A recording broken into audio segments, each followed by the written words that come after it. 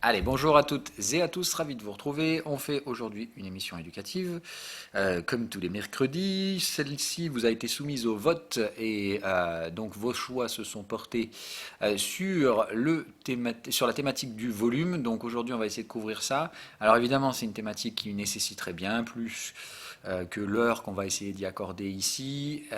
L'essentiel, encore une fois, ces sujets-là, j'essaie de les traiter de la manière la plus exhaustives possibles, tout en évitant évidemment d'aller... En fait, j'essaie de vous simplifier le truc, c'est-à-dire je vais aller dans beaucoup de détails dans les endroits qui me semblent les plus importants dans la thématique du volume. Évidemment, je ne vais pas couvrir l'intégralité des thématiques, mais je vais vous dire, voilà, ça c'est des thèmes que vous pouvez creuser vous-même si vous voulez, mais des thèmes qui pour moi me semblent secondaires. C'est-à-dire j'essaie toujours de vous... euh, de vous prémâcher un peu le boulot. Je veux dire, j'ai déjà travaillé ça depuis des années. Effectivement, le volume, j'ai lu des tas de trucs dessus. Il y a des trucs qui sont vraiment intéressants. Il y a des trucs, c'est surtout de la merde. Donc j'essaie de vous dire, voilà, ça, c'est des thématiques. Vous allez en entendre parler, mais pourtant, c'est pas vraiment là que se passe le truc de l'intérêt du volume. Tout comme je vous l'avais fait sur Elliott Wave. En fait, Elliott Wave, c'est compliqué, c'est chiant, mais il y en a la plupart, ça sert à rien. Voilà. Donc c'est un peu la même chose. Dans le volume, la plupart des trucs ne servent à rien. Il n'y a qu'une petite partie du volume qui est très importante, très intéressante, dans un biais évidemment de trading spéculatif. Je vous rappelle que je vous forme à ça, je ne vous forme pas à un trading à faible risque ni aux autres trucs. Ça, il y en a plein d'autres des formateurs qui le font très bien. Bref. Comment on va structurer cette émission? Donc c'est toujours un peu particulier parce que j'arrive toujours pas à trouver un système de streaming stable, fiable où on puisse faire ces émissions en direct. Donc on va couper cette partie en deux. Je vais faire une première partie de cours magistral ici où je suis tout seul en fait, moi face à mon écran avec mon micro, et où je vais faire donc la présentation. Et après je vous retrouve dans le Discord pour faire une partie réponse, enfin question-réponse sur les différentes choses sur les différentes questions que vous pourriez avoir sur le volume, auxquelles j'aurais éventuellement pas pensé. Donc voilà comment on organise ça. Donc on va se faire une petite grosse demi-heure, on va dire, de cours magistral, et après une petite demi-heure de questions et questions-réponses sur les thématiques qui tournent autour du volume dans Discord.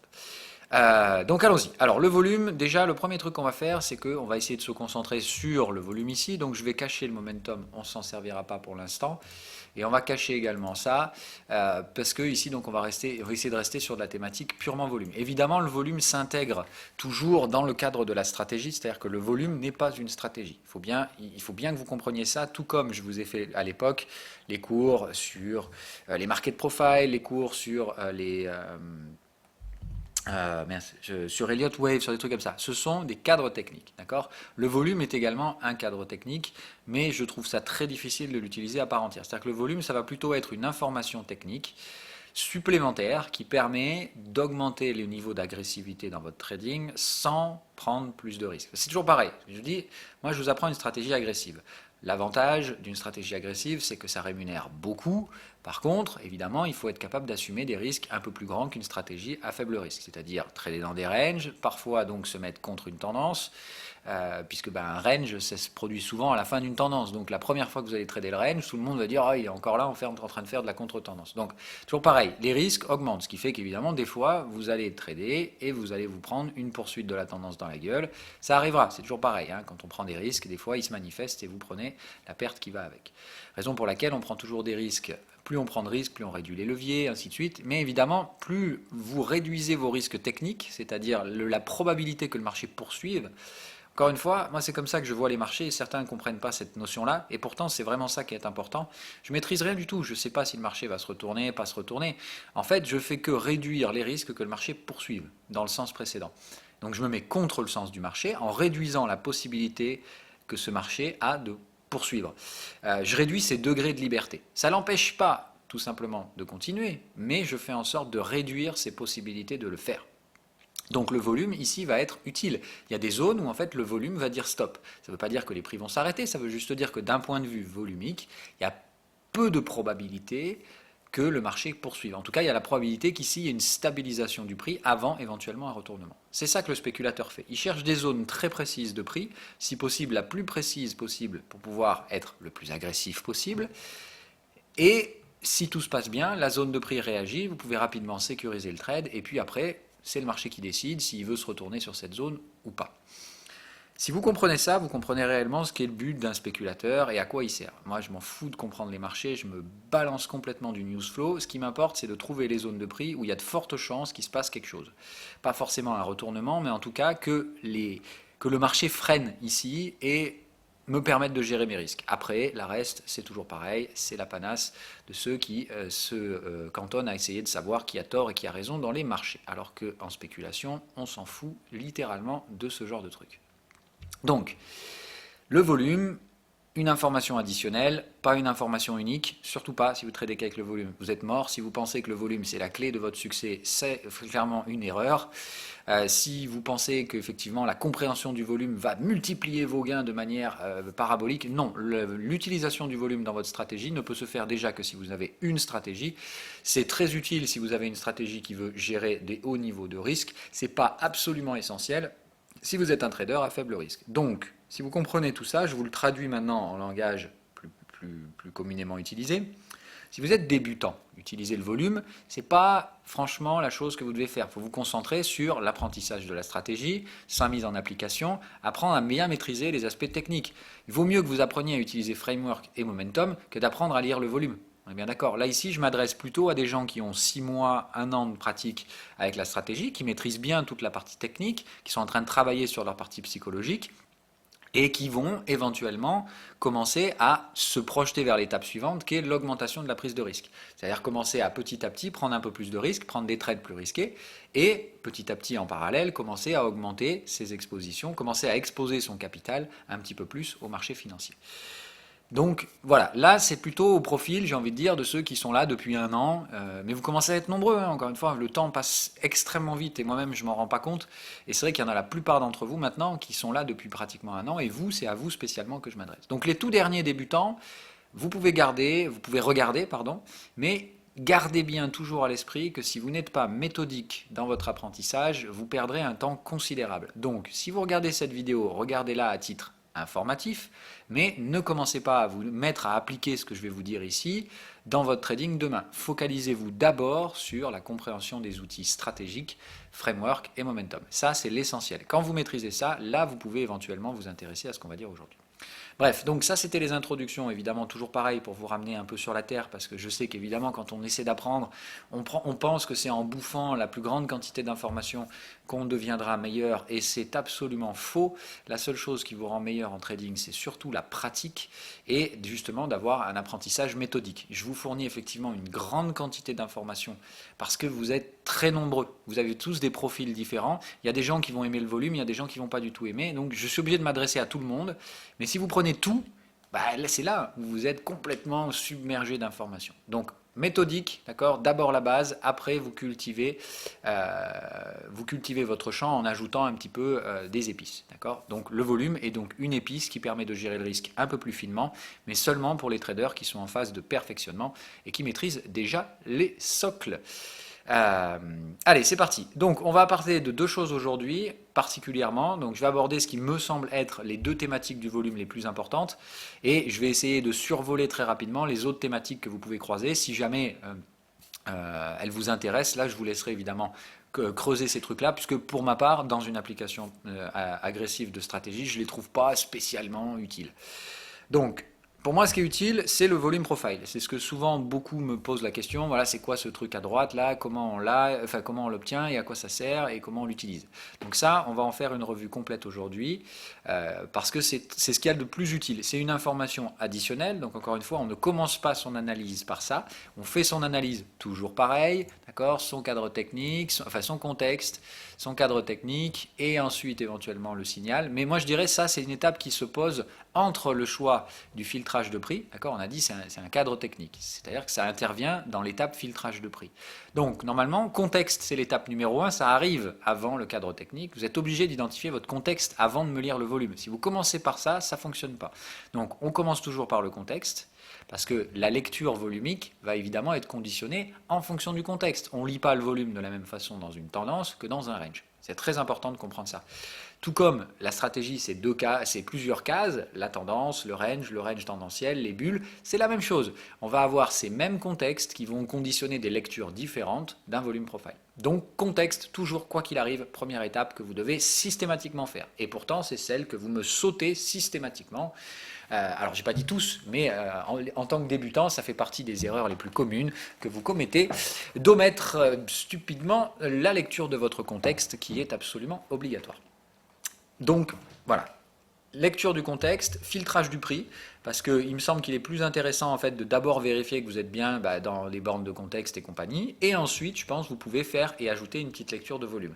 Ça ajoute une surcouche, tout simplement, de gestion du risque dans la partie technique. Ça ne vous empêche absolument pas, ça ne vous affranchit absolument pas de la troisième étape qui est d'attendre un putain de signal. D'accord ? Le volume n'est pas un signal. Le volume est une zone de prix, tout comme le sont vos canaux de contexte et de tendance. Donc, il faut bien apprendre à intervenir sur la lecture du volume au bon moment, toujours au sein d'une stratégie. Et voilà. Ok ? Allez, on avance pour ne pas perdre de temps. Donc on parlera de ça. On va parler évidemment des structures volumiques dans les bulles, parce que c'est là où ça me semble les plus utiles. Pour moi, les structures de volume en tendance, absolument inutiles. Et pourtant, c'est là où la plupart des gugus sur Internet vont vous faire des lectures volumiques. Tout simplement parce qu'ils vous font évidemment des stratégies à faible risque. Donc ils font tout pour essayer de vous faire trader les tendances. Et moi, je pense que le volume dans une tendance, ça sert à rien. Alors, ce qui est important, je vais vous résumer l'essentiel du volume dans une tendance. Ce qui est essentiel, c'est qu'il y ait un volume sur la partie breakout, c'est-à-dire que dans une structure de tendance, le volume n'est important qu'à la zone de breakout. Il faut évidemment qu'il y ait une hausse de volume sur la phase d'accélération, qui traduit tout simplement le fait que tout le monde se met à acheter le marché en même temps et vous devez avoir une grosse bougie de breakout avec un volume supérieur à moyenne 20 périodes précédentes. Ça, c'est la base. C'est-à-dire que si vous avez un breakout sans volume, vous pouvez vous dire ça pue un peu la merde. Ça ne veut pas dire que le breakout ne va pas se passer, ça veut juste dire que d'un point de vue volumique, il y a quelque chose qui augmente le risque. Voilà. Considérez le volume comme un curseur de risque supplémentaire qui vous permet soit de réduire le risque si le volume corrobore à ce que vous recherchez, soit d'augmenter le risque si vous voyez qu'il y a quelque chose qui cloche par rapport à la structure volumique. Donc c'est ni plus ni moins que ça, hein, c'est un curseur de risque supplémentaire qui vous permet soit d'augmenter votre gestion du risque, soit de la réduire. Donc, dans une tendance, je vais essayer de choper un exemple tendanciel. Bon, là, je prenais l'euro-yen, on va forcément en trouver une de tendance, mais on va la trouver plus loin, je pense, en daily. Bien que le forex ne soit pas... Voilà, alors là on a bien un joli breakout de tendance et encore il n'est pas franchement fulgurant. Non mais c'est des ranges, hein, l'euro-yen, de toute façon on est emmerdé là-dessus. Qu'est-ce qu'on va prendre pour une... Bon, allez, on va prendre toujours pareil les indices américains quand on veut de la tendance, il n'y a pas mieux. Alors, d'abord, pardon, première chose, j'aurais dû commencer par ça, j'ai oublié cette introduction-là. Donc, le volume, il faut faire très attention. Le volume, c'est une information qui est fournie, donc soit par le broker, soit par le fournisseur de données, peu importe. Donc c'est une information. Le problème, c'est qu'aujourd'hui, il faut être conscient que le volume et les structures de volume dans les prix ont considérablement changé de par la diversification des différents produits qui vous permettent d'investir sur un actif, que ce soit à l'achat ou à la vente. En réalité, aujourd'hui, il y a tellement de produits dérivés que la lecture volumique a quand même perdu un gros de son sens. Pour moi, ça reste toujours utilisable. C'est-à-dire que je pense que l'information, elle est toujours bénéfique, mais il faut être conscient qu'au fil des dernières années, et particulièrement des 5-6 dernières années, ça s'est considérablement dégradé. C'est-à-dire que la qualité de l'information volumique que vous recevez, elle est très sincèrement partielle. C'est-à-dire que si vous pensez que le volume qui est affiché par exemple ici, c'est le volume traité sur le S&P 500, pas du tout. Là on regarde un CFD, donc ce qu'on regarde c'est un volume d'échange sur le produit dérivé. C'est-à-dire, normalement ça doit être proche de une activité sur l'actif réel, et la réalité en fait elle est tout à fait différente. C'est-à-dire que là vous diriez par exemple waouh, volume de dingue, et puis d'un coup plus rien. Oui certes, mais en réalité si vous regardez les volumes d'échange sur le marché réel, il y avait moins de volume d'échange ici, mais clairement pas 5 à 10 fois moins comme on pourrait le voir ici.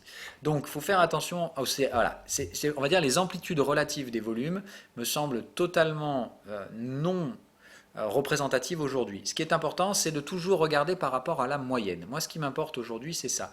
La lecture du volume en bas, c'est de dire foutez une moyenne 20 jours. L'essentiel, c'est donc effectivement de regarder comment ça évolue par rapport aux dernières bougies. Pas de vous dire, voilà, waouh, là, une bête monstre de volume, les mecs ont acheté comme des dingues. Non, voilà, c'est vraiment, ça ne veut pas dire ça. Alors, les zones où le volume augmente, ça c'est tout à fait normal, hein, ça augmente en même temps que la volatilité. C'est-à-dire que la volatilité catalyse les prises de position, et évidemment ça traite beaucoup à court terme également, ça rachète, ça vend, et ça augmente ce volume, et rassurez-vous, le volume réel traité sur le S&P 500 n'a pas été 10 fois supérieur à la fin 2019. Donc, fin 2018, pardon. Donc, on note cette information-là, vous la prenez en compte dans votre truc de dire, donc voilà, attention avec les volumes. Je parle évidemment également des volumes crypto, c'est-à-dire par exemple, si vous regardez vos bitcoins sur Bitfinex, vous avez les volumes de Bitfinex, mais vous n'avez pas les volumes des autres. Donc, il faut vraiment faire attention à ça. La lecture volumique, elle est conditionnée à la source de l'information qui vous la transmet. Et elle est souvent partielle, plus que partielle. Sur les indices, le problème, c'est ça. C'est que vous allez souvent avoir le volume produit par des produits dérivés et vous n'avez pas le volume d'échange réel, d'accord? C'est une information qui peut se trouver également, mais pas généralement sur les graphiques sur lesquels vous allez trader. Sur les actions, le volume, là par le coup, c'est le volume réel, il n'y a pas de souci, hein, c'est-à-dire quand vous regardez du Tesla, du machin, le volume qui vous est donné en bas, c'est du vrai volume.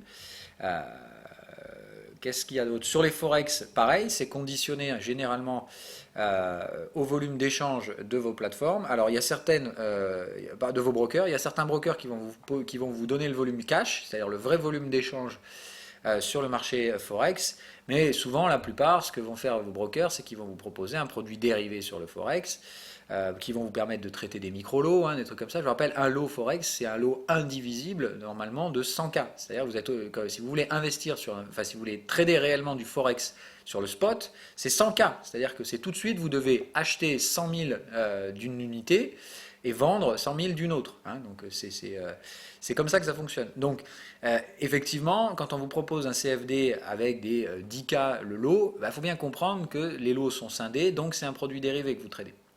Alors évidemment, le broker derrière agglomère et couvre les positions sur le marché réel, mais bon, on sait très bien qu'ils ne sont pas tous tout à fait transparents, bien entendu. Donc le volume, faites attention, ok? L'information est partiellement vraie, mais clairement pas totalement. En tout cas, ne la mettez pas au premier plan, comme je vous dis, considérez ça comme un petit bonus, rien de plus que ça, et donc soyez conscient des structures de volume qui peuvent être très très très très loin de la réalité d'un sous-jacent du sous-jacent réel. Voilà. Hein, les produits dérivés ont parfois des volumes complètement stratosphériques qui n'ont rien à voir avec la réalité du réel derrière. Donc théoriquement, normalement, pour lire la structure volumique, vous devriez la lire sur l'actif cash, c'est-à-dire par exemple SPX, sauf que maintenant, TVC ne nous fournit plus les volumes, ce qui est assez emmerdant, puisque avant on pouvait le faire, aujourd'hui on ne peut plus. Donc vous voyez, hein, c'est fournisseur de données, c'est-à-dire que bon, soit ils se sont fait emmerder par le CME, soit tout simplement, vous devez payer votre accès au flux de données du CME qui vous fournira évidemment les volumes. Donc c'est toujours pareil, hein, l'information a un prix. Ça ne coûte pas très cher non plus un flux CME. Bref, on parlera de tout ça dans un autre cadre pour éviter de se perdre. On est déjà à la moitié du temps, donc je commence. Allez, volume profile, donc on va le faire ici sur le CFD, donc évidemment avec tous les avertissements que je viens de vous donner, le volume CFD n'est absolument pas représentatif du volume réel, on est même très très loin de la réalité ici pour être honnête, mais on va essayer de faire la lecture ici quand même. Donc, un volume profile, ça sert donc, première des choses, on répartit les trucs. Donc dans une tendance, le volume profile, sincèrement, on s'en bat les couilles. La seule chose que vous pouvez utiliser dans une tendance, c'est vérifier qu'il y a bien une cassure de volume au niveau du breakout. Dans des contextes de range, comment ça va se positionner? Quel type de profil de volume vous allez retrouver? Alors là, on va aller un peu plus à court terme. Voilà. Là où on va aller dans le range horaire du S&P 500. Et voilà. Donc là, on a bien affaire à un volume typique d'un range et un volume profile qui correspond tout à fait à ce qu'on recherche dans ce type de structure. Alors, il faut comprendre comment fonctionne ce bidule. D'accord? Ce bidule, c'est ce qu'on appelle le visible range. Ça s'obtient comme ça. C'est-à-dire vous allez dans vos indicators et vous avez ici volume profile et vous avez fixed range et visible range. Donc le visible range, c'est ce qui est là. Le session volume, ça sert à autre chose, c'est pour faire du market profile et je ne vous parlerai pas de ça aujourd'hui. Je vous ai déjà fait une vidéo sur le market profile dans une autre live room, donc celle-là, si vous voulez faire du market profile, vous regardez celle-là.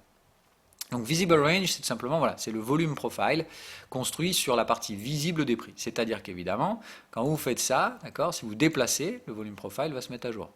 Voilà, ok, hein, donc ça montre, c'est le calcul tout simplement, c'est la sommation de tous les volumes de toutes les barres ici. En fait, on représente ce volume sur l'axe X, tout simplement. Voilà.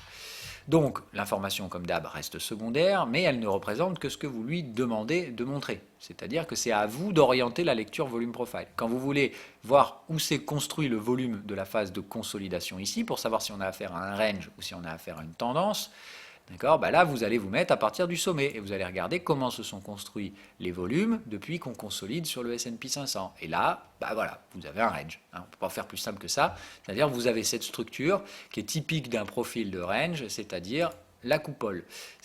On voit bien le pic de volume au centre du range et les trois zones qui constituent les zones de rejet. C'est-à-dire là, ça rejette à la vente, là, ça rejette à l'achat, et là, c'est quand on ne sait pas trop. Donc on retourne aujourd'hui dans la zone du on ne sait pas trop. Mais ça veut dire qu'on a bien trouvé notre support. Donc on va y passer un temps fou dans la zone du on ne sait pas trop, puisque c'est là qu'on est neutre. C'est là qu'on range. Ce range, on va en sortir soit par le haut, soit par le bas, j'en sais encore rien. Moi, je favorise les sorties par le bas dans le sens des flux en swing. Maintenant, ça se trouve, je me plante, Wall Street va tout réattaquer et il n'y aura pas de résistance dans cette zone. Mais si vous captez bien, où est-ce qu'il faut vendre dans ce profil ? Bah là-haut, voilà, là on fait rien, c'est en gros la zone neuneu, c'est la zone neutre, c'est la zone pour les cons, vous les laissez trader et vous essayez de trader le plus haut possible et de préférence vers les 2009. Donc là le volume vous donne tout de suite la confirmation de ce qu'on pensait, on est probablement ici dans un putain de range et évidemment plus vous shortez haut, mieux ça se passe. Maintenant plus vous attendez que les prix montent, moins vous avez de chances qu'on y arrive. Considérez ici le volume comme la probabilité que ce prix soit atteint. C'est-à-dire que là, effectivement, le volume est très faible. Plus on monte, plus le volume est faible, moins vous avez de chances de vous faire atteindre. Là, plus vous cherchez à trader là-dedans, plus ça va être easy, facile. Rappelez-vous toujours que le trading, plus c'est facile, moins ça marche. Donc, c'est pas là qu'il faut trader, et pourtant, c'est là que tous les cons tradent. Donc, on ne trade pas dans les médianes de range, et surtout pas sur les moyennes de prix. Enfin, sur les zones où il y a du volume, parce que c'est là que les gugus tradent et c'est là qu'il ne faut pas le faire. Okay, ici, à la limite, on gère son risque, c'est-à-dire qu'on achète en bas et on revend une partie de ses trades ici, mais l'objectif est bien toujours de se positionner spéculatif dans les zones qui ont un intérêt, des zones dans lesquelles il y a de la demande, okay, et pas les zones ici. Donc il faut comprendre ce truc-là. Alors moi ce qui me gêne c'est que j'aime pas les mots en français. Donc ce qu'on va faire c'est qu'on va utiliser ici les mots en anglais pour vous faire comprendre ces notions-là.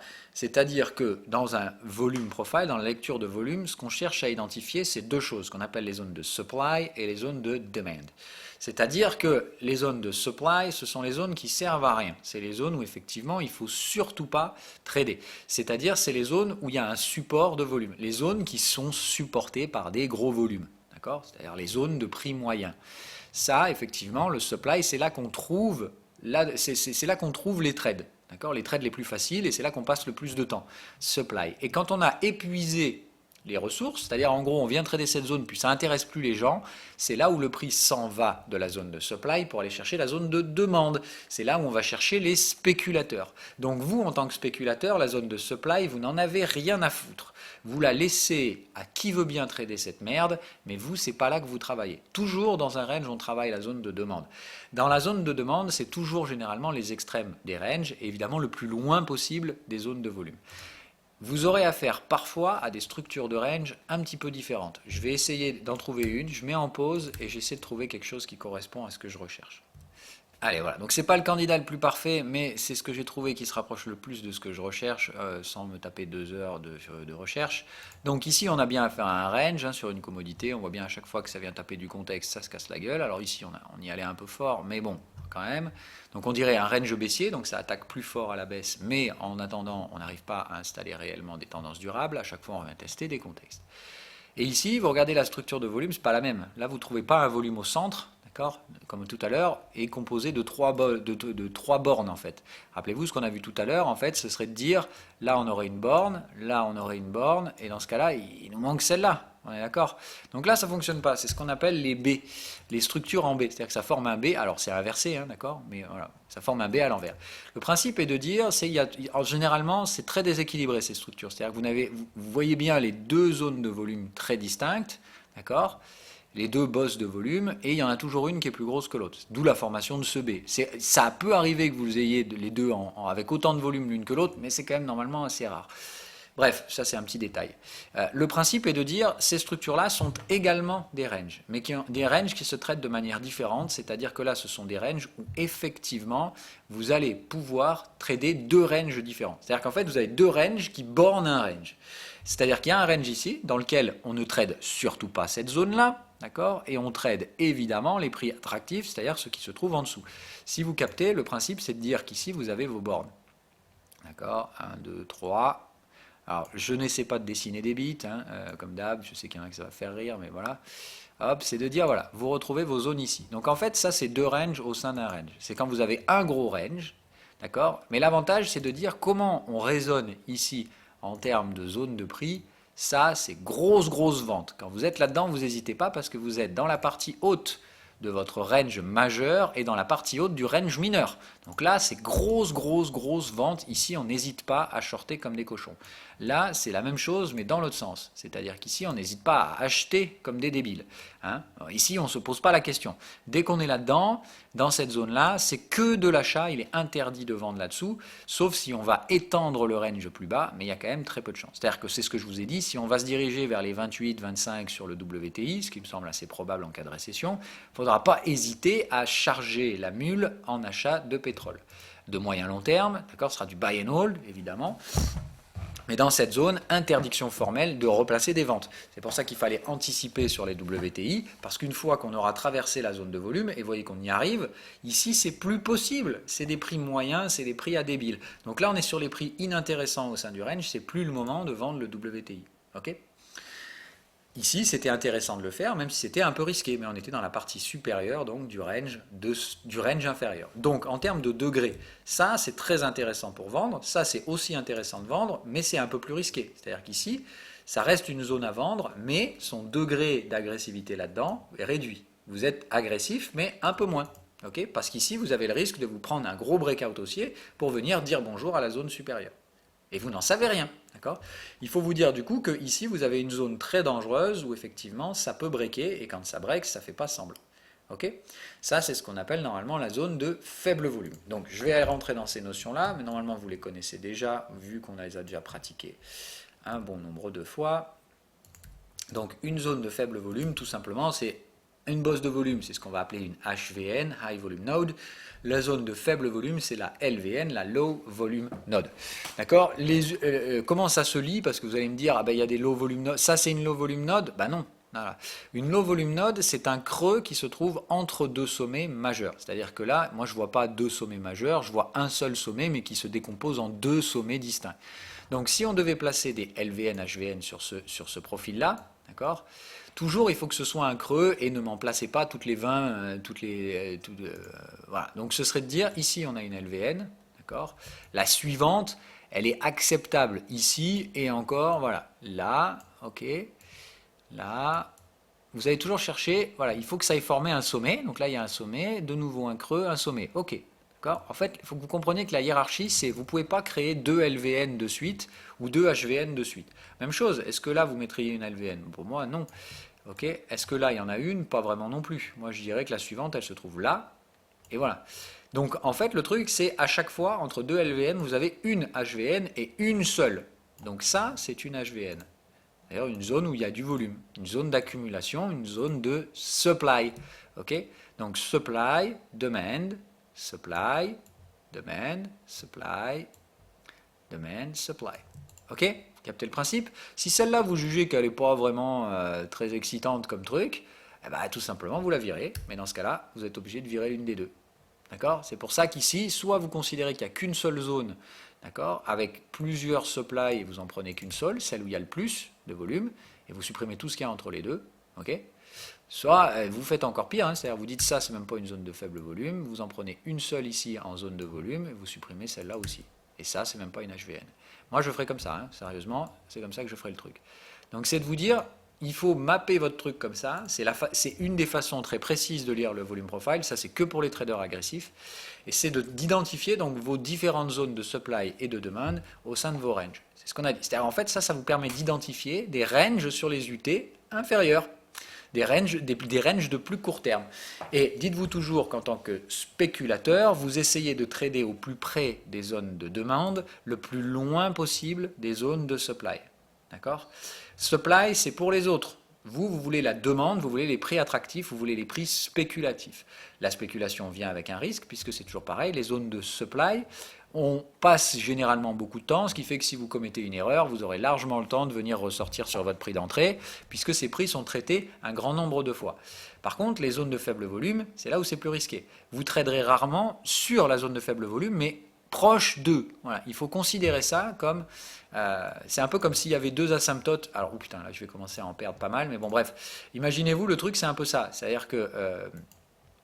d'accord, on va toujours tendre vers, mais pas toucher la zone de faible volume. Parce que la zone de faible volume est une zone de cassure. Donc le principe est de comprendre pourquoi il y a un faible volume sur ces zones-là. C'est parce qu'à chaque fois qu'on vient les rechercher, il se passe trois scénarios systématiques. Soit on arrive par-dessous, on échoue et on repart chercher du supply, d'accord? On retourne sur la zone de volume, entre guillemets, on fait un peu un schéma comme ça, c'est de dire, bon, on a tenté le coup, mais ça passe pas, donc on revient faire le plein d'acheteurs et de vendeurs, enfin de Gugus qui achètent les moyennes de prix. Même chose dans l'autre sens. Alors je dis Gugus, mais encore une fois, hein, c'est juste les traders à faible risque, c'est ce qu'ils font, ils tradent les moyennes de prix. Bon, chacun sa stratégie, mais c'est pas la mienne. Donc le principe est de dire, voilà les scénarios qui se passent, sauf que de temps en temps, ça passe à travers. C'est-à-dire qu'on vient ici, il n'y a pas assez de vendeurs spéculatifs, et boum, on va direct chercher la zone de supply différente. C'est-à-dire que ces zones-là, soit elles rejettent, soit elles sont breakées. Donc les zones de faible volume, c'est pour ça qu'un spéculateur, il faut qu'il accepte d'avoir tort. Parce que si vous tradez à la vente ici et qu'on déborde, tout simplement, on va aller chercher la zone de supply supérieure. Ce qui fait que si vous ne foutez pas un stop ici, vous allez vous faire racler la gueule jusque-là.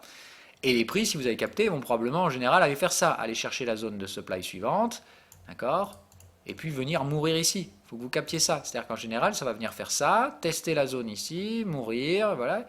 Et ça vous explique pourquoi on passe de plus de temps.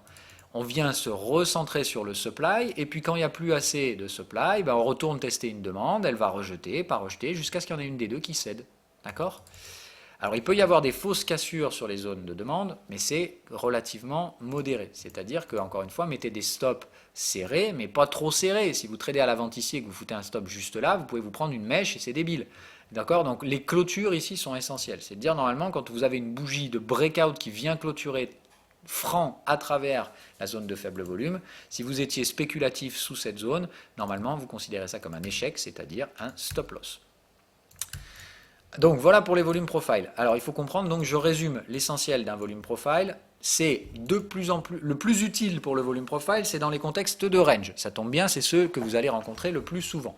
Dans ce cas-là, vous devez toujours retrouver cette structure en trois vagues, d'accord? La dump zone, les zones de demande, c'est-à-dire supply, et les zones de demande acheteuses, les zones de demande vendeuses. Dans le profil global, d'accord? À l'intérieur de ce profil, vous pouvez dessiner des zones de supply et de demande un petit peu plus précises qui vous permettent de trader un peu plus agressivement dans le range. N'oubliez pas que les zones de faible volume sont des zones qui peuvent catalyser des breakouts, c'est-à-dire que si vous vous plantez sur ces zones-là, vous prenez les stops et vous ne jouez pas au héros. Okay, vous évitez toujours de vous positionner sur les zones de volume, puisque c'est le prix, entre guillemets, le plus merdique, pas merdique, mais pour un spéculateur, c'est pas là que se trouvent les prix intéressants. Donc retenez ça, en spéculatif, plus vous êtes agressif, plus vous essaierez de chercher les zones de demande, plus vous essaierez de trader proche des lignes noires, des zones de faible volume, proche d'eux, mais pas sur la ligne. D'accord? Rappelez-vous que la ligne, normalement, on va rejeter dessous ou dessus. Rappelez-vous que certains profils peuvent avoir une forme en B qui catalyse généralement le fait que le range a une très faible polarité sur la partie médiane. C'est-à-dire c'est un range qui break très violemment en général sur sa partie médiane et qui est constitué de deux sous-ranges que vous pouvez trader de la même manière, dans laquelle la partie basse doit être absolument achetée à l'aveugle. Enfin à l'aveugle. On achète et évidemment on gère son risque. Mais c'est ici, on n'hésite pas à faire du buy and hold. Ici, on n'hésite pas à faire du sell and hold, entre guillemets. Okay, c'est-à-dire être plus large dans sa gestion du risque, mais très patient également, mais normalement, ça rémunère toujours dans ce genre de cas. Il y a une fois évidemment où de temps en temps on va réussir à sortir de ces ranges, mais normalement quand ils ont duré aussi longtemps, hein, vous voyez là le range c'est plus de 10 ans, autant vous dire que sur le pétrole, avant qu'on se barre de cette zone là, c'est pas pour tout de suite. Qu'est-ce que j'ai d'autre à vous dire? Donc faites attention évidemment donc, sur les volumes. Ce qui est important sur les volumes horizontaux, c'est simplement de voir si vous vous positionnez au-dessus ou en dessous de la moyenne 20 jours. Moi, pour moi, c'est comme ça que je le vois, puisque effectivement, autant avant j'utilisais beaucoup plus les structures de volume et dans mes algos et dans mes machins, autant au fil des dernières années, j'ai quand même considérablement réduit la part de lecture de volume faite dans les outils et dans les algos, et l'utilisation que j'en fais, je parle du volume ici, hein, donc sur l'axe Y, sur l'axe du temps, je l'utilise relativement moins qu'avant. Voilà, beaucoup moins qu'avant. J'utilise toujours autant les volumes profile, mais un petit peu moins dans un schéma agressif, tout simplement parce que, évidemment, le volume qui est représenté là, il est aussi inintéressant pour ma part que le volume qui est représenté là. Mais j'utilise donc les structures globales de prix qui me semblent être l'information relative au volume la plus performante dans une stratégie agressive. C'est celle qui produit les meilleures gestions du risque pour une lecture qui n'est pas non plus... ça ne va pas vous casser les neurones, quoi. Voilà. Donc, encore une fois, les informations à retenir sur le volume, peu nombreuses. Vous verrez des tonnes et des tonnes de trucs sur le volume, sur machin. Je pense qu'ici, je vous ai résumé l'essentiel de ce qui peut vous être utile dans une stratégie de haute gestion du risque. Voilà. Donc, évidemment, j'oublie probablement des trucs, je synthétise un petit peu trop, mais je veux éviter ici de vous faire un cours trop théorique et trop long. Ça, pour moi, c'est l'essentiel à connaître et à comprendre sur la structure de volume. Vous avez une autre option que vous pouvez utiliser, et on va terminer vite fait là-dessus. Vous m'avez vu l'utiliser, et je sais qu'évidemment les questions vont arriver, donc je les anticipe là-dessus. C'est celui que j'utilise des fois, ce qu'on appelle le fixed range. Donc quel est le fixed range? C'est tout simplement qu'au lieu de zoomer sur une zone sur laquelle vous voulez avoir l'information volumique, vous allez pouvoir le faire de manière purement ciblée. C'est-à-dire que vous allez par exemple dire, je veux savoir comment c'est représenter le volume sur toute la phase de baisse ici du WTI. Voilà. D'accord? Ça, c'est la même chose. Considérez ça, c'est comme un volume profile, mais c'est comme si j'avais mis le volume profile que sur cette zone-là. En fait, j'ai la répartition du volume sur cette phase de baisse. Et ici, comment on utilise ce truc, d'accord? Là, on voit bien effectivement que c'est une tendance. C'est-à-dire que là, vous ne retrouvez pas vos structures en B et compagnie, hein, d'accord? Donc là, ça ne fait pas du B. Mais ici, ce qu'on voit, c'est les zones de supply et de demand. Et là, c'est la dernière chose que vous pouvez utiliser, c'est de vous dire en fait que normalement, dans une phase de tendance, d'accord, on laisse des zones de supply qui ne sont pas retestées, d'accord? Et là, en fait, il faut que vous vous disiez un truc, ces zones-là en spéculation, elles sont juste absolument énormes. Donc ça, vous pouvez l'utiliser. Rappelez-vous, quand il y a une tendance, il y a toujours normalement une phase de pullback, puis une phase de retracement. Là, comme on est dans un range, d'accord, la phase de tendance ici baissière nous donne tous les prix à vendre sur le WTI. D'accord? À vendre ou à acheter, hein, mais elle nous donne toutes les zones. Ici, tout simplement en étudiant cette tendance, vous trouviez cette vente, cette vente, cette vente et cette vente. Et là, vous allez dire, waouh, le mec a tout compris. Si vous avez pensé ça, vous êtes dans la merde dans le trading. Parce qu'encore une fois, ça veut dire que vous cherchez les solutions miracles, et à chaque fois que je vous montre un truc qui marche, vous allez dire, oh putain, c'est trop fort. Des trucs qui marchent, j'en ai des centaines à vous sortir. Parce que c'est pas ça qui fonctionne. Encore une fois, rappelez-vous ce que je vous ai donné avant. Là, je vous ai tendu un piège parce que je sais qu'il y en a qui ont dû avoir les étoiles dans les yeux tout de suite. Ils vont dire, putain, mais j'utilise que ça. Ça sert à rien de trader avec le reste. On s'en bat les couilles. D'accord? Eh ben non. Encore une fois, qu'est-ce qu'on trade et qu'est-ce qu'on fait dans ce putain de métier? On gère des risques. Donc, encore une fois, vous n'êtes pas ici en train de dire, oh, ça y est, j'ai trouvé la solution, c'est volume profile. Ça, c'est le truc qu'on met dans une stratégie, c'est ce qui permet d'identifier très précisément des zones de prix dans lesquelles on va être agressif. Et c'est tout, rien de plus que ça. Ça n'empêche pas d'utiliser la stratégie, ça ne vous autorise en aucun cas à déroger aux règles de la stratégie qui vous font un putain de contexte, qu'il faut que vous arriviez dans une zone de prix intéressante et que vous ayez un signal. On est d'accord? Ça ne fait que mettre en valeur des zones de prix très intéressantes et très attractives pour des trades spéculatifs. Point à la ligne, ça s'arrête là. Ok? Et une fois que le prix est testé, il ne sert plus à rien. C'est-à-dire que là, ce prix-là, on l'a testé, basta, ça ne sert plus. Hein, voilà. Celui-là, vous voyez qu'on l'avait testé et qu'il n'a pas marché. Et là, pour le coup, il a marché ici. Mais une fois que c'est fait, c'est réglé. On n'en reparle plus. D'accord? Ça ne fonctionne que dans une tendance, c'est-à-dire qu'il faut qu'il y ait une tendance bien directe, et c'est le moment où on va retracer la tendance, et ici on était bien dans un range, on avait complètement cassé cette zone, c'était évident qu'on allait revenir, raison pour laquelle j'avais acheté le WTI, mais comme un débile à l'époque, ici sans hésiter, tout le monde me disait encore c'est contre-tendance, blablabla, et évidemment ça avait été achat et revente dans cette zone-là, et évidemment après j'avais essayé de rejouer la deuxième phase, ici j'ai raté toutes mes ventes évidemment, mais bon, bref, on va pas revenir là-dessus. C'est toujours pareil, c'est passé au poil de cul, hein, mais là-haut j'ai raté le sommet à pas grand-chose. Celui-là, je l'ai eu, mais j'ai raté le rebond. Enfin bon, c'est des trucs comme ça. Bon, des fois on n'a pas de chance, mais c'est comme ça. Bref, donc comprenez bien ce truc-là. Quand on a une tendance, vous pouvez utiliser ce truc-là. C'est comme ça qu'on utilise le fixed range. N'oubliez pas qu'il faut respecter les règles. Les règles sont claires. Ça ne peut se faire que sur la suite d'une tendance sur des prix qui n'ont pas encore été retracés. Donc là, aujourd'hui, ça sert plus à rien. Ça sert plus à rien, et ça sert plus à rien. Donc là, en fait, aujourd'hui, la seule chose qui vous reste comme information de ce truc, c'est de dire, et là, en plus, vous voyez, on a 3 zones de prix, donc je vous recommande de marquer les 3. Okay, et de dire, ici, il y a un peu en gros une zone avec 3 prix majeurs très intéressants, vers, on va dire, ça construit une zone technique entre 81,20 et 82,83. Voilà, vous avez une zone ici, dans laquelle vous savez que si on va chercher ces prix sur le WTI, il faut shorter.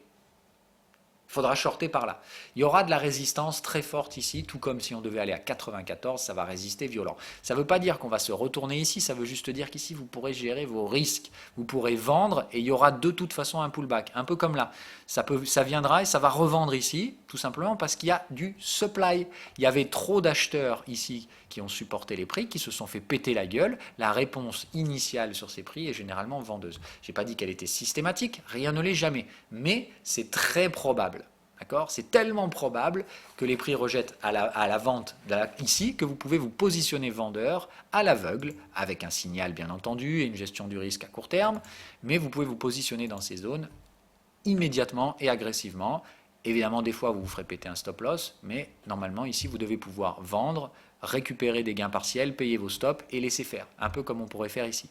Ici, vous auriez vendu, géré vos risques, c'est-à-dire payer vos stops et compagnie, et puis vous seriez juste fait stopper derrière, mais sans perte. Donc encore, ce qui est important en spéculation, c'est de comprendre qu'il ne faut pas chercher à dire « j'ai eu raison, j'ai trouvé le prix sur lequel on se retourne, je suis trop fort, c'est moi le dieu ». Non, le but de la spéculation, c'est de dire « quelles sont les probabilités ici que je me fasse péter la tronche ?» Si elles sont faibles, j'y vais. C'est quoi la différence? C'est que vous ne savez pas, vous acceptez que vous ne saurez rien et que seul le marché décidera où il va aller, mais vous faites une seule chose, vous réduisez les risques de vous faire péter la tronche. Et mécaniquement, ce qui suit derrière, c'est binaire. Ça marche ou ça marche pas. Si ça marche, vous prendrez un max parce que vous avez tradé des prix extrêmement attractifs dans les zones de demande et vous les refourguerez à qui est assez con pour les acheter en zone de supply. Mais encore une fois, il y a toujours quelqu'un qui sera votre contrepartie, un trader à faible risque, voilà, vous revendrez vos contrats à quelqu'un d'autre derrière. C'est ça le principe. Votre job, c'est pas de lire l'avenir. Votre job, c'est de faire en sorte que quand vous prenez un trade, il y ait peu de chances que ça continue dans le sens précédent. Comme ça, vous pouvez gérer vos risques et l'avenir dira si oui ou non vous avez trouvé une borne de marché qui permettra de maximiser derrière, voire de créer une tendance dans le sens inverse. Et là, c'est banco. C'est-à-dire que quand vous êtes dans des trucs comme ça et que vous spéculez à la vente et que derrière ça crée une tendance, là les gars, après vous prenez un pactole de malade. Tout simplement parce que vous avez commencé par des prix très attractifs, vous allez renforcer, bim, la tendance émerge, vous pouvez trader en breakout et mettre des tailles de position conséquentes parce que vous aviez les prix attractifs avant. Et c'est à ça que sert la spéculation. Si vous voulez juste jouer dans les ranges, c'est bien, ça vous permettra de gagner de l'argent, mais si vous voulez vraiment gagner du pognon en spéculation, ce qui permet vraiment de multiplier les gains, c'est de garder des trades dans la vue et dans la perspective de la création d'une tendance. Comme ça, si la tendance émerge derrière, vous allez vous gaver littéralement en tant que spéculateur. Par contre, si vous jouez que les ranges, vous allez être profitable, c'est clair, mais vous ne pourrez clairement pas atteindre les rendements qu'on peut atteindre avec une spéculation agressive comme moi je fais. Bref, on va s'arrêter là pour la partie théorique. 43 minutes, on est pas mal, on déborde un peu comme d'habitude. Mais là, je vous ai couvert l'essentiel, donc, et même la partie fixed range. D'accord ? Donc, fixed range, c'est pour les retracements au sein d'une tendance. D'accord ? les retracements faisant suite à une tendance. Le volume profile, c'est surtout utile pour les ranges avec ses formes en B ou ses formes en supply-demand. N'oubliez pas les HVN, LVN pour ceux qui veulent trader agressivement ou les traders en breakout. C'est évidemment ces trucs-là que vous allez utiliser. Le volume ici, pour ma part, très peu utile, comme je vous ai dit, sauf sur la phase de breakout d'une tendance. Vous devez absolument voir le volume augmenter au-delà de la moyenne 20 jours. Sinon, c'est que quelque chose ne va pas trop dans ces breakouts. Voilou. Je vais donc mettre en pause, allez vous envoyer la notif dans Discord et je vais écouter vos questions juste après. Donc allez, on se fait la session de questions en direct et donc là j'ai des premières questions qui sont arrivées très intéressantes auxquelles on va commencer à répondre parce que ce sont des thématiques que j'ai pas encore traitées et qui me semblent très intéressantes. Donc c'est la question de Mamin qui me dit j'ai jamais compris pourquoi peu de volume pouvait faire fluctuer les cours autant que lorsqu'il y en a beaucoup. Alors il faut comprendre ça, c'est que effectivement c'est un lien très étroit dans la compréhension de la construction d'un marché. Encore une fois, pas la compréhension du marché, mais de la construction du marché. Il faut que vous vous imaginiez le marché comme une voiture qui utilise du carburant. Voilà, on va dire, pour déplacer les prix, ça nécessite d'utiliser l'équivalent d'un carburant. Ce carburant dans les marchés, c'est le volume. Mais tout comme dans une bagnole, d'accord, si vous vous tapez la montée d'un col, vous allez griller pas mal de carburant pour atteindre le col. Une fois que vous avez atteint le col et que vous êtes en train de redescendre du col de l'autre côté, vous pouvez très bien vous la faire en mode roue libre et ça crame que dalle en carburant. Donc c'est un peu la même chose. Il faut vous dire que donc il y a besoin de ce carburant parce que quoi qu'il arrive, on ne peut pas rester sur place. Et quand vous êtes arrivé en haut du col, il y a bien un moment où vous arrivez en bas du col. Et pour maintenir votre vitesse, vous allez devoir rallumer le moteur pour rouler à plat. Donc la plupart du temps, le marché n'est pas nécessairement à plat, mais on va dire la pente est relativement faible. C'est-à-dire qu'il faut nécessairement un peu de carburant, quoi qu'il arrive, pour se déplacer. Mais il y a des moments où le marché va être très très très fortement déstructuré. Un petit peu comme si vous tapiez la chaîne des Alpes en bagnole. Donc le principe est de dire, effectivement, dans ces structures-là, la déformation est toujours dans les deux sens. C'est-à-dire que c'est comme ce que j'expliquais sur le col. Si vous voulez partir en roue libre dans le volume, c'est qu'il y a nécessairement eu une phase d'accumulation précédemment très forte. Un peu ce qu'on a vu par exemple pour former une bulle, généralement il y a une phase d'accumulation très forte qui s'est mise avant, c'est-à-dire une phase très faiblement volatile, comparée à la bulle évidemment, dans laquelle beaucoup de volume s'est exécuté et ensuite c'est là où on part en sucette. C'est-à-dire qu'on a accumulé, on arrive au col et puis d'un coup ça y est c'est n'importe quoi, on peut faire monter les prix très vite, sans volume, tout simplement sur des fonds spéculatifs. Donc la question, elle traite évidemment de ces trucs-là, c'est-à-dire que ces structures-là de déstructuration complète de la construction prix-volume, qui fonctionne la plupart du temps plutôt bien, c'est jamais régulier, hein, encore une fois, il y a des irrégularités dans cette structure, mais la plupart du temps ça fonctionne plutôt bien, ou en tout cas pas trop mal. Et effectivement, la bulle est la situation de marché dans laquelle cette situation-là, cette structure prix-volume, ne fonctionne plus. Tout simplement, il y a un emballement spéculatif qui fait suite généralement à la disparition totale d'une des deux contreparties dans le marché. C'est-à-dire que le marché n'a plus aucun vendeur, plus personne ne vend, et les acheteurs sont tellement débiles qu'il suffit de très peu d'acheteurs, dans un contexte sans aucun vendeur, pour faire déplacer les prix vers de nouvelles zones. Ça se produit souvent sur des sommets historiques, c'est-à-dire que n'ayant plus n'ayant pas d'historique par rapport à laquelle se projeter, on va chercher dans l'infini à voir jusqu'où on pourra aller avant que le dernier connard qui achète ne trouve des contreparties vendeuses plus fortes que lui.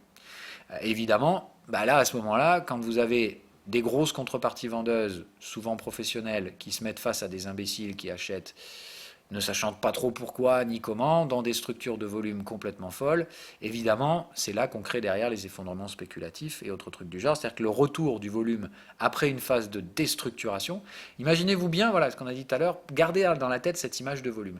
D'abord, il y a eu une phase d'accumulation. ce qu'on va appeler la smart money. La smart money, elle a accumulé, elle va pour créer sa tendance, et puis la tendance part en sucette. Les gugus se mettent à acheter n'importe comment, ils ne savent pas pourquoi, et la bulle spéculative se met en place. Donc déjà, cette structure, elle est imprévisible. D'une part, on ne le sait jamais quand la structure prix-volume va se désincruster, va se désancrer, mais il y aura toujours eu une phase d'accumulation avant. C'est-à-dire qu'effectivement, il faut voir un creux majeur s'être formé avant la formation de la bulle, et normalement, ce creux est généralement faiblement volatile. C'est-à-dire un peu les creux que vous avez vus sur le Bitcoin. On accumule longtemps, on crée la tendance, et puis cette tendance part en couille. Alors évidemment, il faut toujours un contexte extérieur qui permette de déstructurer la structure prix-volume, c'est-à-dire il faut que ça vende, il faut que le projet soit vendeur, c'est-à-dire qu'il faut vendeur pas dans le sens vendre le marché, je parle de faut que ça vende du rêve, voilà, faut que ça vende du rêve et il faut qu'il y ait des cons prêts à acheter n'importe quoi, n'importe comment, puisque la bulle spéculative, c'est rarement des professionnels qui la mettent en phase, c'est souvent généralement un schéma de Ponzi, donc c'est un schéma type d'une arnaque qui revient à dire il faut vendre un truc bien plus cher que son prix, à qui est assez con pour l'acheter, jusqu'à ce qu'il n'y ait plus un seul con pour acheter. Ok? C'est un peu ça le schéma. Donc l'accumulation, la smart money, ça part en sgeg, ça déconne, ça part en sucette, ça bulle spéculative, on atteint le creux, c'est-à-dire que la bulle spéculative, c'est quand vous avez atteint le sommet de votre montagne, et sur la phase de redescente, le mec, il est dans une bagnole toute pourrie, et il décide d'aller, allez, on coupe le moteur et on descend en mode roue libre, et puis on va espérer d'arriver en bas sans un accident. Voilà. Bon, le problème, c'est qu'en général, ça va de plus en plus vite, on se laisse aller, on est fou, et puis quand on arrive en bas, il n'y a pas 50 solutions, il faut du carburant. D'accord? C'est-à-dire que la pente diminue et il faut du carburant. Problème, il n'y a pas de carburant, puisqu'évidemment, tout le monde a acheté, il n'y a plus personne qui a d'argent pour acheter, et pire que ça, on commence à retrouver la sensation de gravité. C'est-à-dire qu'on voit bien la voiture qui commence à ralentir, d'accord? Puisque la pente diminue, donc la voiture ralentit, et on commence à se dire, merde, il va falloir remettre du carburant, mais putain, on est parti du sommet, il n'y a pas de carburant dans la bagnole, comment on fait? La bagnole s'arrête, d'accord? Et à ce moment-là, effectivement, l'effondrement spéculatif se met en place. On se rend compte qu'on a un petit peu fait les cons dans la bagnole et que pour repartir, il va falloir du volume, c'est-à-dire qu'il va falloir retrouver des acheteurs, sauf qu'on les a laissés très très très très loin derrière et que du coup, on retourne chercher du supply, du support de volume et généralement très violemment et très bas. C'est-à-dire qu'en général, on casse la structure et on pète généralement au moins 40 à 50% de la valeur en quelques jours derrière pour retrouver des acheteurs. C'est-à-dire des mecs prêts à investir sur ce truc-là, mais généralement la valeur perd 50% de son prix. Voilà. Donc ça, c'est le schéma de la bulle. Donc pourquoi on arrive à déplacer les prix parfois comme ça très vite avec très peu de volume? C'est tout simplement parce qu'on a une anomalie dans la structure prix-volume. Ces anomalies, généralement, se caractérisent par des paraboles, donc des structures d'excès, d'accord, qui ne sont pas forcément des bulles, mais en généralement, c'est effectivement le plus classiquement, ce sont les bulles. Voilà. Alors, on a d'autres questions qui arrivent très intéressantes que je n'ai pas traitées, donc je vais essayer de les traiter là. La première était donc celle de Tibbs qui concernait les cycles. Alors, est-ce qu'il y a des cycles sur le volume, tout comme il y a des cycles dans les prix, hein, d'accord? On l'a vu, ça c'est Sinewave qui s'occupe de ça. Il y a des cycles sur le momentum, c'est ceux que vous voyez là, mais j'essaie normalement de ne pas vous bourrer le mou avec ce truc-là, tout simplement parce que ça c'est vraiment ce qu'on utilise un peu plus loin, c'est quand on veut vraiment personnaliser la stratégie.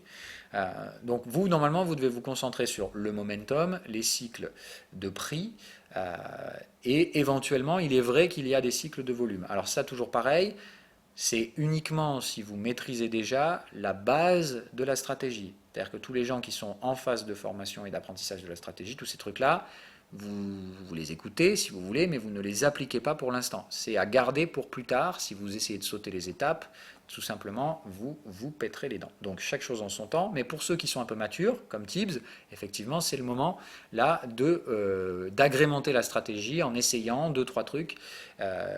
Et donc effectivement, oui, il y a des cycles dans le volume. Normalement, en fait, il faut savoir que toute information qui a une corrélation, c'est-à-dire, je vous ai dit, prix et volume, ça évolue ensemble. Tout simplement, comme on dit, une voiture évolue avec son carburant. La plupart du temps, la corrélation est plus ou moins stable, c'est-à-dire que effectivement, les prix bougent avec un certain volume, mais il y a des fois où effectivement, il va y avoir des décorrélations, des divergences. C'est-à-dire que vous allez voir des cycles sur le prix qui ne sont pas suivis par les cycles de volume. Mais le volume suit effectivement des cycles. Normalement, il faut comprendre que dans cette relation prix-volume, la structure est généralement à l'achat. On parle par rapport au marché action. Tout simplement par rapport à la structure de ce marché. C'est-à-dire que l'investissement qu'on fait dans une action est généralement haussier. Vous savez que les actions ont plus tendance à monter qu'à baisser. Donc il faut comprendre qu'il y a souvent plus de support dans le volume sur une action. C'est-à-dire que vous aurez tendance à retrouver le volume à l'achat, sur des supports. Et évidemment, la structure s'essouffle, c'est-à-dire le cycle acheteur s'essouffle quand on manque de volume. C'est généralement là que le mouvement haussier s'épuise et que les prises de bénéfices se mettent en place. Et évidemment, on revient derrière chercher. C'est-à-dire on fait comme on disait tout à l'heure, supply, demand. On revient chercher du supply, des acheteurs, on vient chercher la zone de demande, supply, demand, supply, demand. C'est-à-dire que le supply, c'est la zone où les acheteurs vont supporter les prix, la demande, c'est la zone où ils demandent leurs bénéfices parce qu'ils estiment qu'il n'y a plus grand-chose à tirer à la hausse. Donc ça, c'est le truc. Par rapport aux cyclicités, mais la plupart du temps, les deux cycles vont évoluer ensemble. C'est-à-dire que la maturité d'un cycle de prix, vous voyez par exemple ici vous êtes en bas de sine wave, c'est là où on cherche le supply, les achats, d'accord. Et là vous arrivez en fin de cycle acheteur, donc vous allez chercher la demande, enfin les zones de demande, les zones de faible volume pour essayer de récupérer vos profits, d'accord. Toujours dans l'objectif de l'investissement, ça se fait normalement toujours dans un sens, on achète quelque chose et on le revend pour récupérer un profit à l'achat.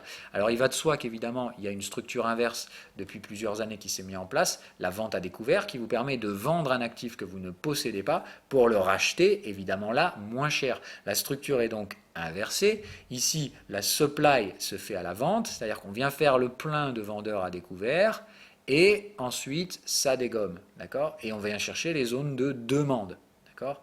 Donc là c'est la même chose inversée, d'accord. Mais typiquement normalement on reste quand même dans une structure généralement favorable à l'investissement plus qu'à la vente à découvert.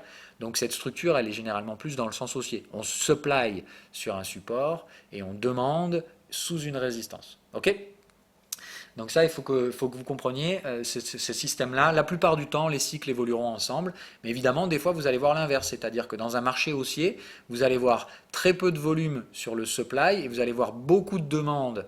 Et vous allez voir beaucoup de volume dans la partie demande. Et là, généralement, ça peut traduire une très forte divergence de la structure volumique. C'est-à-dire que les prix sont montés sans support volumique et qu'au contraire, on commence à trouver beaucoup plus de demandes, enfin beaucoup plus de volume sur la zone de demande. Ça peut être effectivement une information qui précède et qui prévaut sur un potentiel retournement de marché, c'est-à-dire l'inversement de la structure de prix qui était acheteuse avant et qui est peut-être en train de devenir vendeuse, puisque là, on a peut-être beaucoup plus de gens qui sont en train de supply, donc de rentrer dans le marché avec des ventes à découvert, puisque par définition, normalement,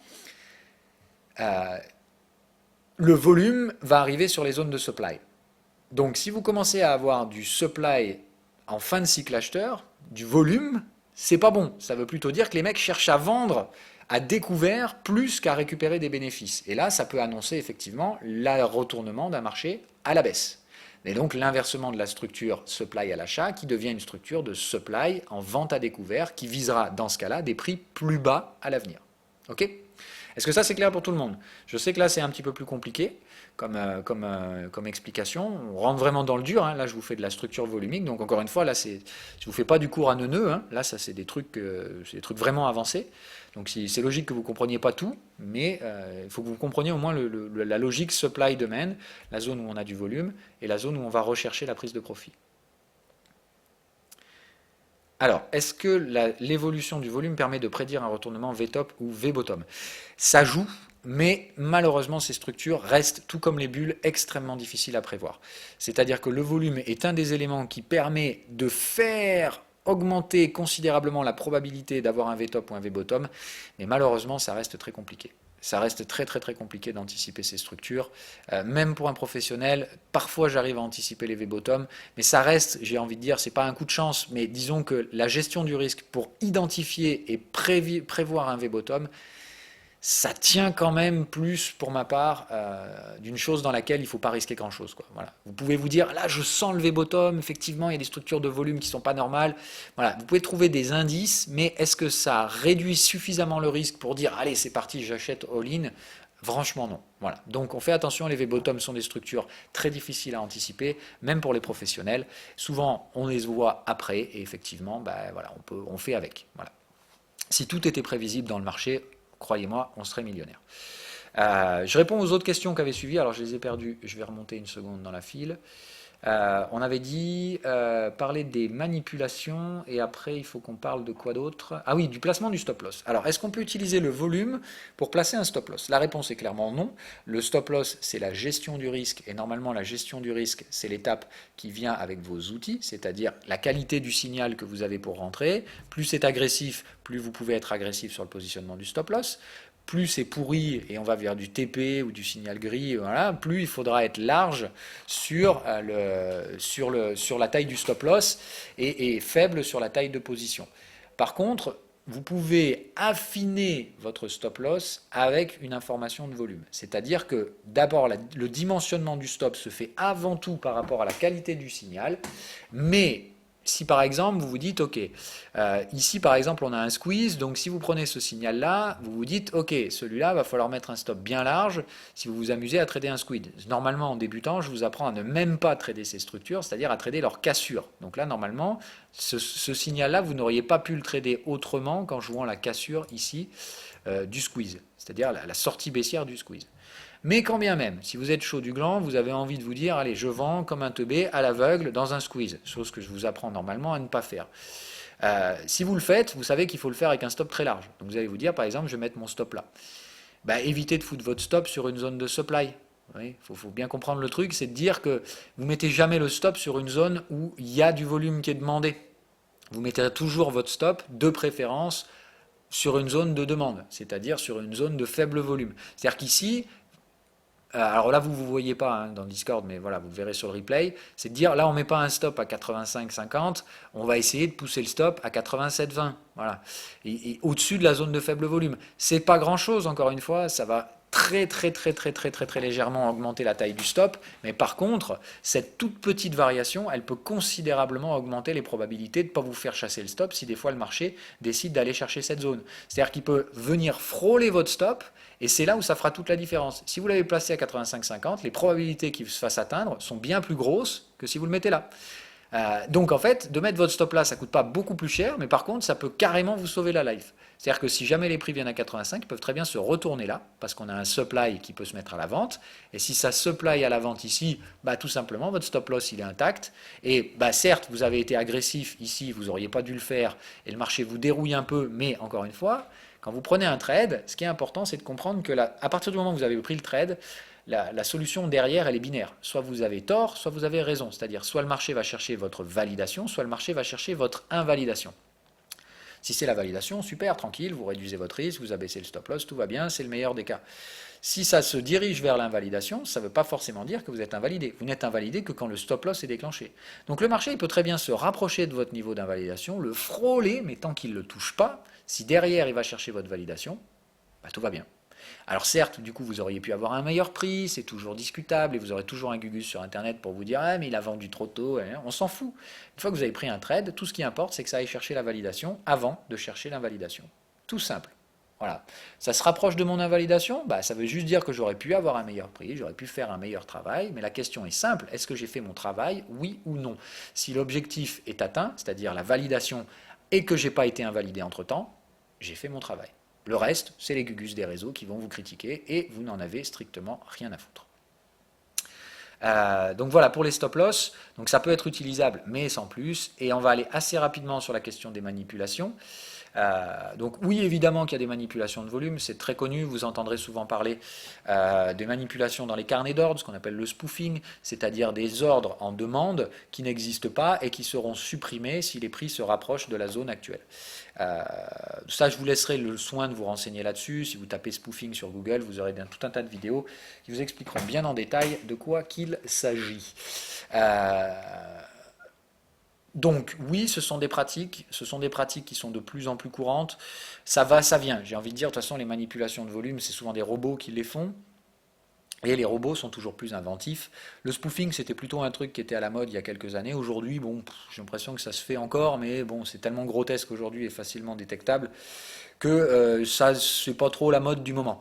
La mode du moment aujourd'hui, c'est plutôt au contraire la manipulation de l'offre et de la demande dans le carnet, c'est-à-dire le noyage, alors ça n'existe absolument pas, la noyade d'ordre rapidement. C'est-à-dire, en fait, c'est plutôt de dire, vous allez avoir des saturations qui sont mises en place par certains algos qui donc ont des choix très agressifs sur certaines zones très spécifiques où la demande est forte et où d'un coup un robot va littéralement inonder le marché d'ordre au marché. C'est-à-dire que là, vous ne voyez pas le marché se préparer à ça, vous n'avez pas de... C'est pas visible dans le carnet, c'est d'un coup vous avez un robot qui va inonder et tout acheter. C'est-à-dire que quiconque se met à la vente en face, il est acheté par le robot et le robot va pousser, son objectif étant d'acheter jusqu'à atteindre un objectif. Alors c'est très dangereux évidemment, ça nécessite une gestion du risque de malade et autant vous dire que les algos qui doivent tourner derrière ce genre de truc doivent être assez costauds dans la gestion du risque et les fonds et les capitaux derrière doivent être ceux de market maker parce qu'il faut quand même avoir des fonds quasiment illimités pour pouvoir faire ce genre de truc. Mais bref, ça c'est la méthode de manipulation un peu du moment, c'est-à-dire que le market maker a décidé que ce niveau-là ne passerait pas et il va tout simplement bloquer tout simplement la liquidité en asphyxiant littéralement l'offre et la demande sur le marché. C'est-à-dire que c'est lui qui va faire le marché. Voilà. C'est le market maker qui va dire ok, ici j'ai décidé, donc on fait comme ça. Et ça ne sera pas autrement. C'est-à-dire que de toute façon, personne ne se mettra en face de ce market maker, sauf éventuellement un autre market maker, mais en général, ils ne se font pas trop la guéguerre, ou du moins pas souvent. Donc voilà, ça c'est un peu les nouvelles formes de manipulation. Elles sont très pernicieuses parce que malheureusement, vous ne pouvez pas les voir venir. Ça fait partie des choses qui permettent la création des V-bottom et des trucs comme ça, qui vont tout simplement, comme je vous dis, déstructurer littéralement la structure prix-volume. Ils vont tout fracasser. Et le problème, c'est que ça, c'est difficilement prévisible. Ça peut se voir si vous êtes en train de scalper et que vous regardez un carnet d'ordre. Ça va se voir parce que les ordres qui vont être exécutés laissent une trace. Hein, voilà. Et vous allez voir que quelque chose ne se passe pas de façon normale dans ces cas-là. Mais encore une fois, là, si vous ne regardez pas le carnet d'ordre et le tape, je vous expliquerai ce qu'est le tape et tout ça. Hein, voilà. Il n'y a que comme ça que vous pouvez le voir, mais par contre, ça ne s'anticipe pas. C'est-à-dire que vous ne pouvez pas le savoir avant, vous pourrez que le constater à l'instant T. Et ce qui fait qu'en général, du coup, l'information n'est pas exploitable, puisque quand vous le constatez, c'est probablement déjà trop tard pour en bénéficier. C'est un peu tout enfin tout ce qui est un peu emmerdant dans l'automatisation du trading aujourd'hui, c'est que y a beaucoup d'opportunités qui malheureusement, avec nos cerveaux humains et le délai de réaction de nos cerveaux, c'est-à-dire le temps qu'on perçoive l'information, qu'on la traite et qu'on identifie le potentiel qu'elle pourrait donner, en général c'est trop tard parce que les robots, eux, ont déjà largement profité de tout ce qu'il y avait à choper à faible risque. Donc oui, ces structures-là de manipulation du volume, elles sont constantes. Encore une fois, si vous dites c'est pas normal, le marché ne devrait pas être manipulé, ça a toujours été manipulé, le marché, d'une façon ou d'une autre.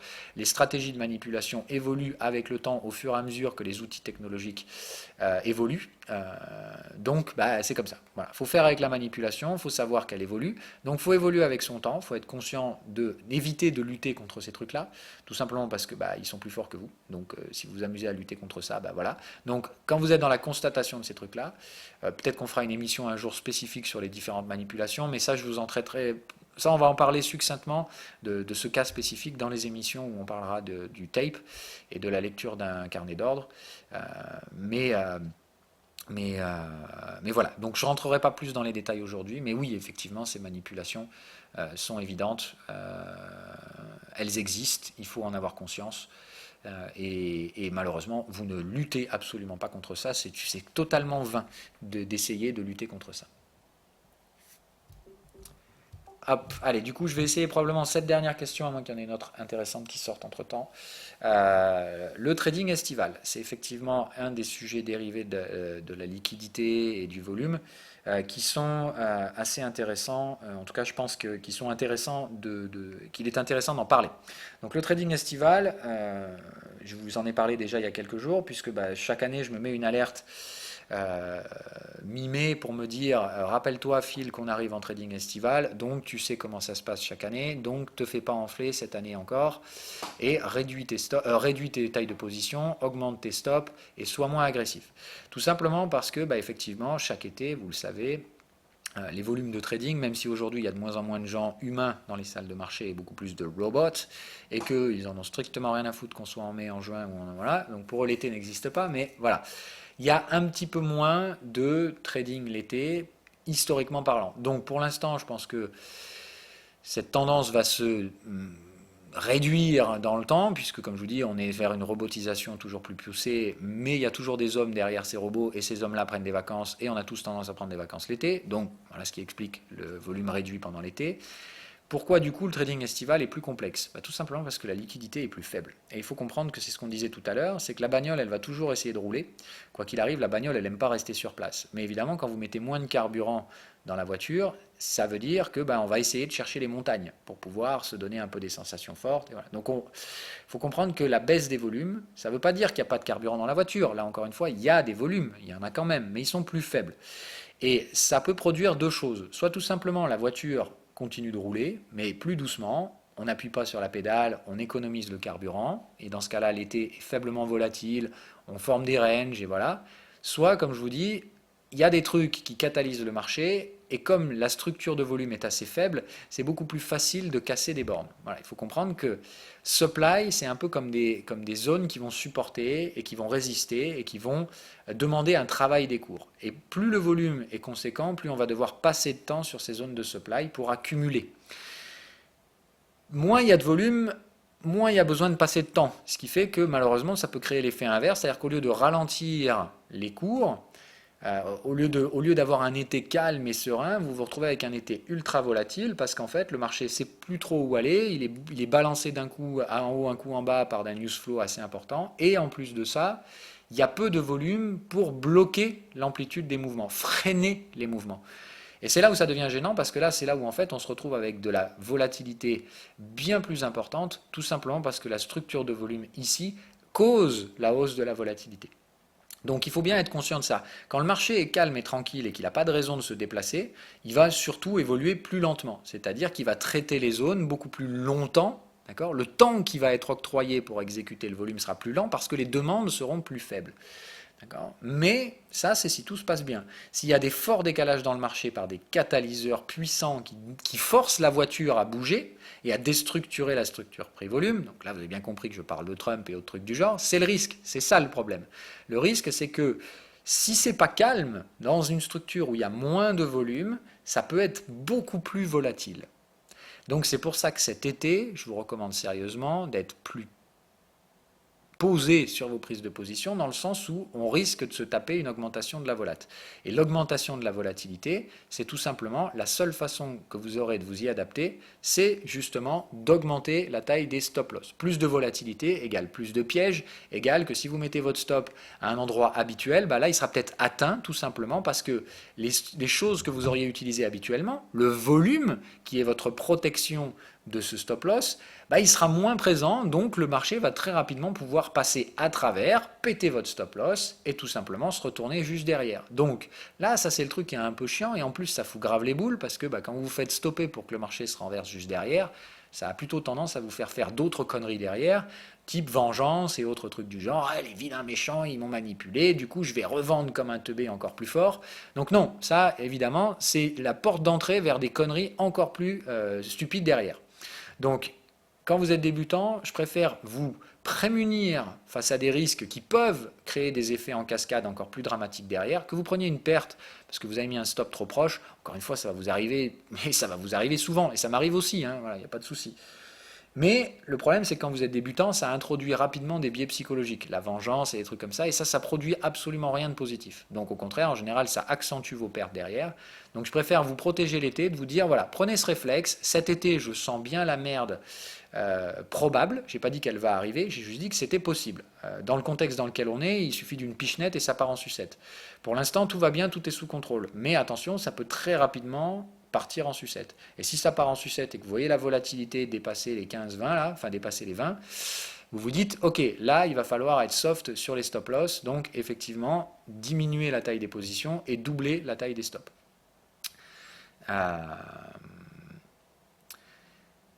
Est-ce que... Je crois qu'on a tout traité là. On a plus ou moins tout traité. Donc allez, je remets en pause, je regarde s'il y a des dernières questions, et sinon on s'arrête là.